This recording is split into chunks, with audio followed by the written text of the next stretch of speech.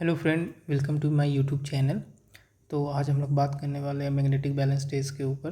तो हम लोग मैग्नेटिक बैलेंस टेस्ट क्यों करते हैं? तो हम लोग मैग्नेटिक बैलेंस टेस्ट करते हैं to identify the interturn faults and magnetic imbalance in a transformer.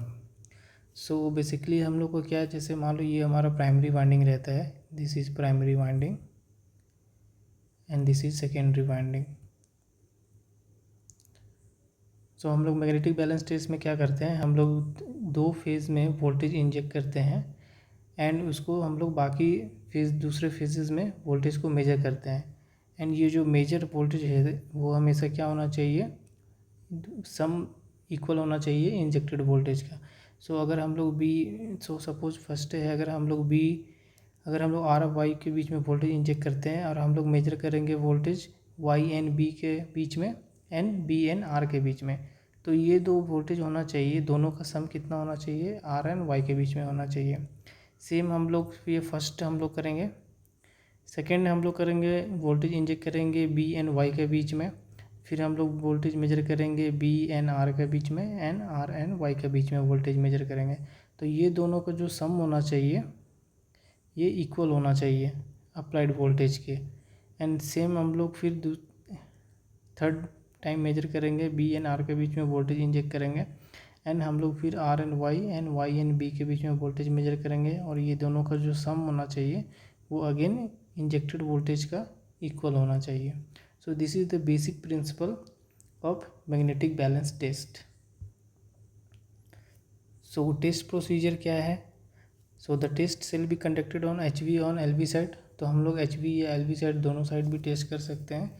For H we side हम लोग क्या है, अगर डेल्टा है तो हम लोग 3 फेज सप्लाई यूज़ करेंगे, अगर स्टार है तो सिंगल फेज सप्लाई से भी यूज़ हो जाता है, ठीक है। और एल वी साइड में हम लोग 500 to 100 वोल्ट 3 फेज यूज़ करेंगे या सिंगल फेज 230 वोल्ट यूज़ करेंगे।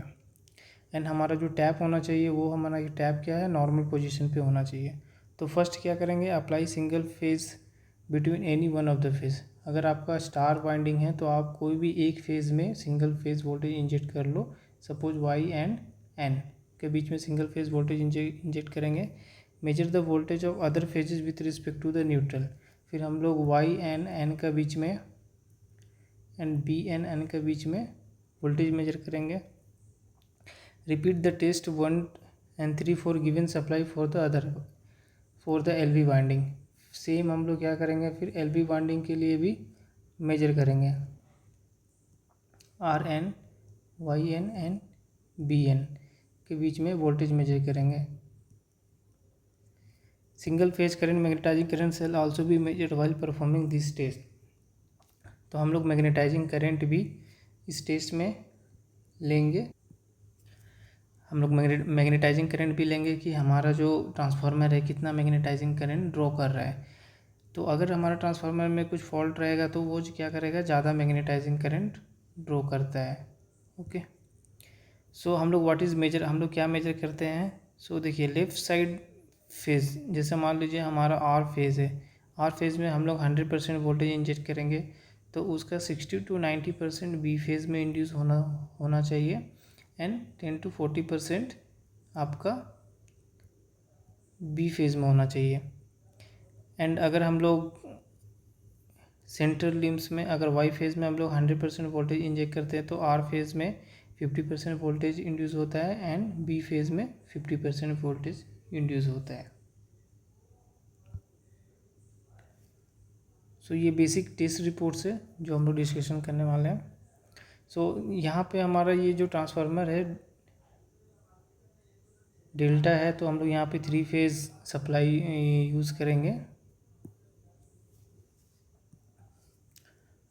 तो जैसे वोल्टेज मेजर, तो अभी हम लोग जैसे यहाँ पे आर यू एंड वी के बीच में वोल्टेज 235 वोल्टेज हम लोग इंजेक्ट किए हैं, जिसमें 1 वी एंड डब्ल्यू के बीच में 224 वोल्टेज इंड्यूस हुआ है एंड ये 13 वोल्टेज इंड्यूस हुआ है।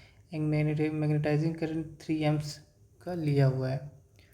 एंड सेम हम लोग अभी दूसरा फेज़ में फिर वोल्टेज मेजर करेंगे 1 वी एंड 1 डब्ल्यू के बीच में। फिर वहाँ पे हम लोग 1 यू एंड 1 वी में 107 वोल्टेज मेजर हुआ है एंड सेकेंड पेज में 127 वोल्टेज इंड्यूस हुआ है। फिर देन अगेन हम लोग वोल्टेज इंड्यूस करेंगे 1W एंड 1U के बीच में, तो वहाँ पे 230 वोल्ट हम लोग इंजेक्ट किए हैं। तो नेक्स्ट दो फेज़ में 222 वोल्ट एंड एक में 13 वोल्ट इंजेक्ट हुआ है। तो अभी आप जैसे इसको और इसको सम करोगे तो ये इक्वल आ जाएगा almost.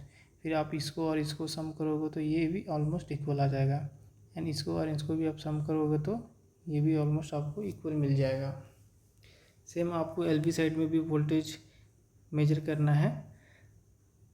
Voltage applied on LV side आपको यू एंड एन के बीच में 235 वोल्टेज इंड्यूस में अप्लाई किए हम लोग, एंड वी एन एन के बीच में 188 वोल्टेज आया है, एंड डब्ल्यू एन एन के बीच में 47 वोल्टेज आया है।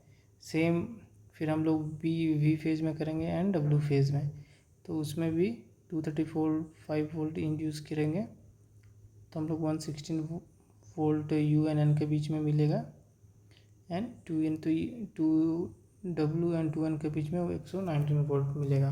तो ये एक बेसिक टेस्ट रिपोर्ट से अगर आप देखेंगे तो ये क्या है, ये और ये आप सम करोगे तो ये क्या होगा, equal to this.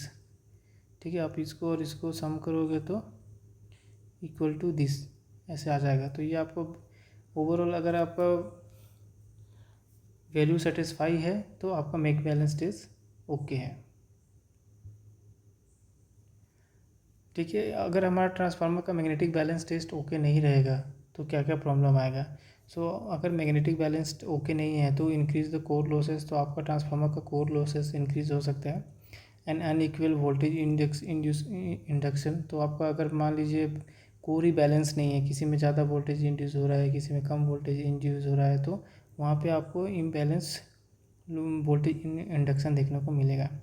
And excessive heat भी होगा, आपका ट्रांसफार्मर हीट होगा, एंड ट्रांसफॉर्म हार्मोनिक डिस्टोर्शन भी उसमें देखने के लिए मिलेगा।